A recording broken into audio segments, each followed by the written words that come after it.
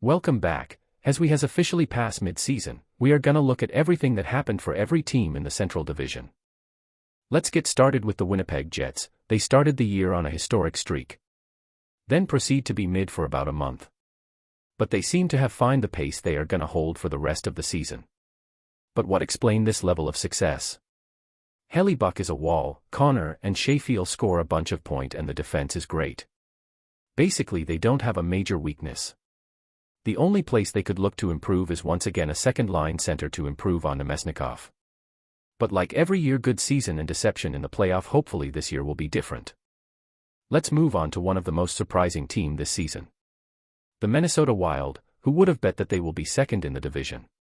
But what improvement did they do in the off-season? Nothing. First, Kaprizov is playing like a Hart candidate. Second, Gustafsson is playing like a Vezina candidate. Third, Rossi has emerged as a great player and the most underrated aspect compared to last year. Spurgeon and Broden are healthy. So, when you add up all this, you end up with the Minnesota Wild, who could make a deep playoff push if they can improve even a little their special team, or miss the playoff if Kaprizov get injured. For the Dallas Stars, it has been a weird season. Because they are still good but not as good as most people expected them to be. Robertson and Hintz has take step back, Seguin has been injured, Stankoven has not be the world beater he was expected to be. But they are still really good. Hayes Cannon, Ottinger, and Duchesne are playing really well, and Harley is possibly the most underrated defenseman in the league. So they are likely gonna cruise to the playoff and hopes Robertson and Hintz find their games to make a deep push. Next, we have the Colorado Avalanche. Yes, they are only fourth, but they had terrible injury luck to start the year and the two goalies they had were so bad they are both on new team. As expected, the big gun are doing their things. Blackwood has been insane for the couple games he played. Once again, the main issue for the Avalanche is depth scoring, but that could be solved at the deadline with the $7 million of Landeskog on LTIR until the playoff. So, overall the only real disappointment is the power play that is mid, but outside of that they will be a wagon.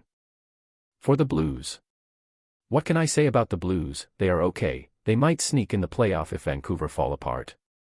But only to have the honors of being destroyed in the first round. On the positive sides, most of the move they made work really well. The Broberg and Holloway offer sheet work even better than expected. The early return on Fowler is great.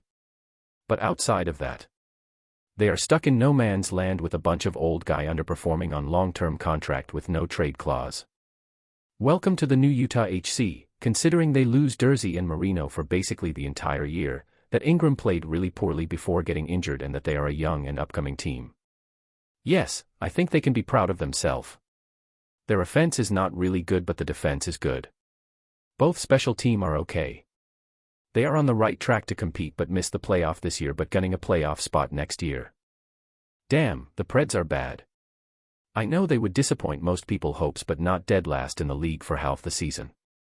But adding Stamkos, Marchessault, and Skege was supposed to catapult them as a cup contender. Yes, but for Skege the trade out Mcdownack, and in the season the lose Carrier and Fabro while getting Barron. Way worst. At forward they only traded out Glass and Parsonen, but the regression on O'Reilly and Nyquist is hitting hard.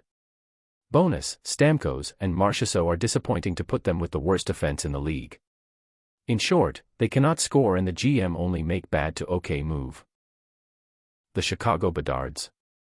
It's another year of pain. Where a lot of people expected to see at least a NHL team are clearly disappointed. But at least they gonna get another good player in the draft while selling older piece like Hall at the deadline. But the real thing that is concerning me is Bedards himself. I'm not sure if it's overhyped or slower development because he is smaller, but I'm not sure that he is an absolute franchise player, a player per generation type. Again, I'm not saying he is bad. Just a good franchise player in the Marner tier if it makes sense. To conclude, I don't think that the playoff team are gonna change, but the standing will change for sure. The Avalanche are gonna improve with Blackwood. Minnesota will likely regress a little. Dallas and Utah may improve a little, but once again nothing major. If you have any suggestion, opinion, or idea, you are welcome in the comments section. If you like, please drop a like or subscribe.